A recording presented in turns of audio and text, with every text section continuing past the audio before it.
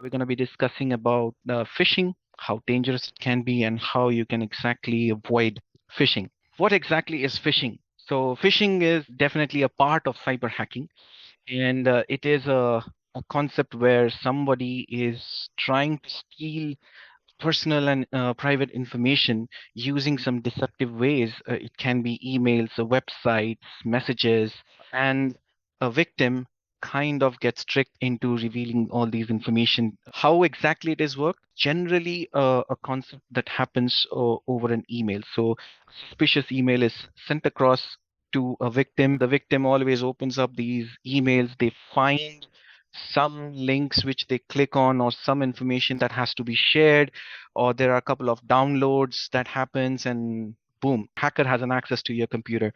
To confuse people and to make it look like more legitimate, hackers and scammers are becoming more creative by using the name of a company which is already present or it's being already trusted by many users. How exactly this phishing originated? Phishing is not a very new concept, it is only evolving over a period of time. Ever since the internet era started, a lot of the scammers and hackers they found phishing as a gateway to get all these informations that they can use it for malpractices. And this was quite popularized by a group of Nigerian scammers called as Yahoo Yahoo.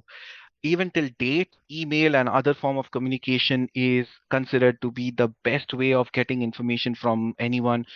Conducting social engineering attacks, these hackers and scammers, they kind of send out phishing emails as messages, and somehow they trick a lot of people in revealing the information that they want. The more technology is evolving, the scammers and the hackers are also evolving. They are finding various ways, creative ways rather, to attempt these phishing attacks.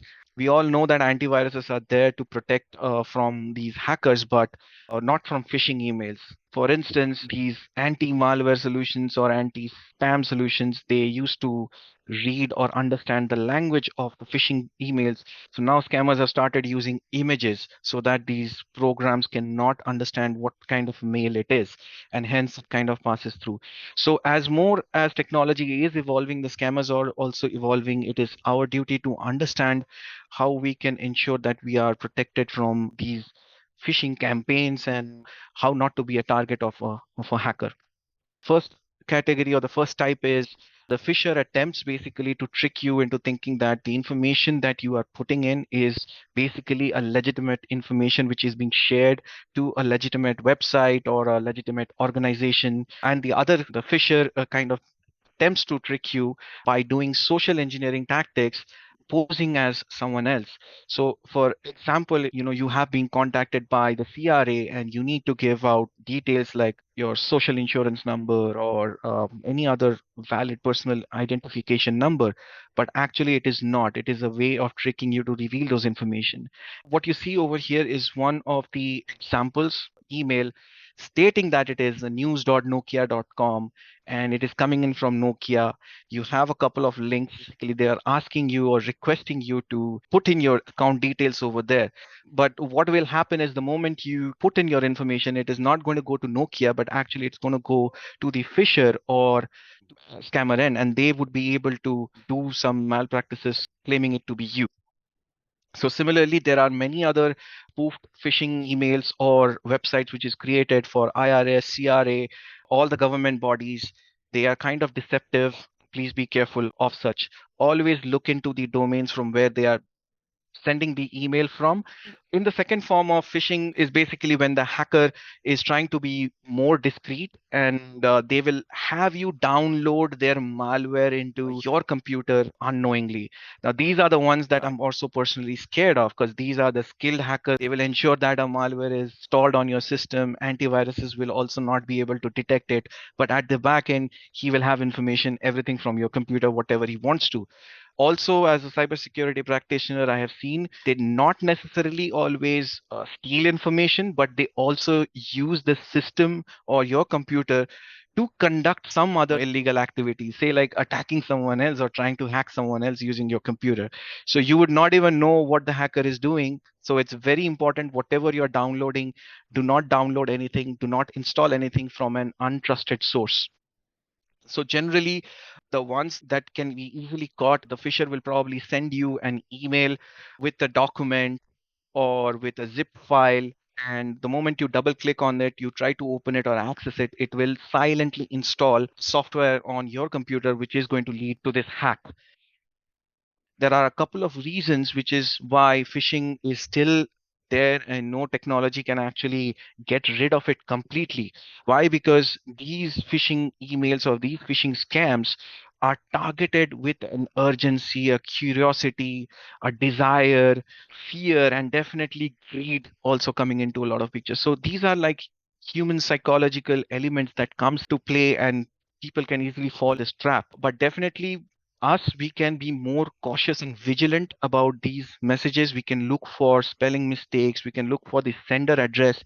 Sender address is very, very important. The email can come in from PayPal, but it's not going to be a PayPal domain, it's going to be something at Gmail or something at Yahoo. So look into all those things. These are best hygienes to ensure that you are safe and secure. And no matter whatever happens, there may be a sense of urgency, there may be something like, okay, you get an email stating your credit card would be charged right now with some hundreds and thousands of dollars. Do not panic. Stay calm, see whatever is in front of you, and then definitely you will get to know what it is. So, a few examples of phishing.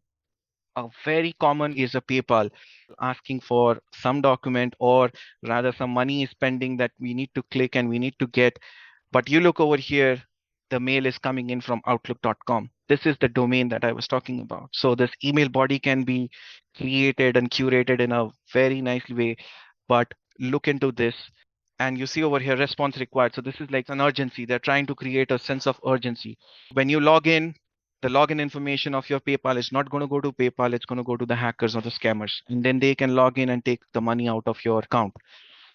Similarly, there are multiple job scams as well. So look for spelling mistakes, that is definitely there. Look for the legitimacy of the website and look for from where it is coming in.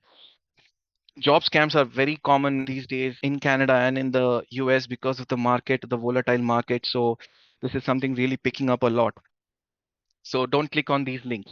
This is one example where the link was clicked and you see over here they have created a fake logo and a username, password, your all your details, and these are pretty easy to be created. Anyone with the knowledge can actually create such a website in less than 5 minutes.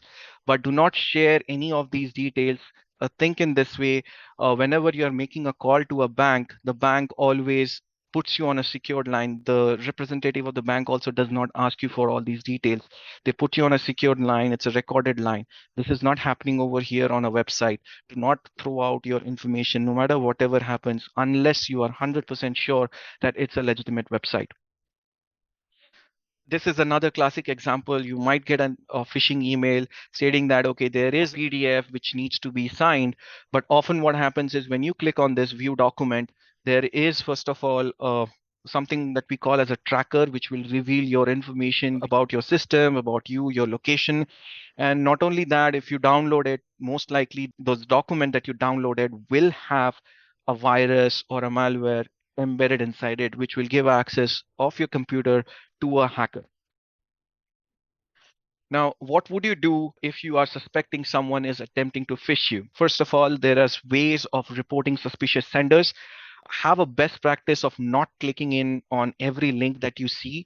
There are ways on how you can identify where the website is taking you, and make sure that you verify the person who's trying to phish you is a legitimate person. If you are suspicious, if you see there are a lot of red flags and you are still not able to take a decision whether it's true or not, hang up the phone or disconnect all communication and contact the institution who these guys are claiming to be, and check if these messages, if the offer and all those things are valid or not.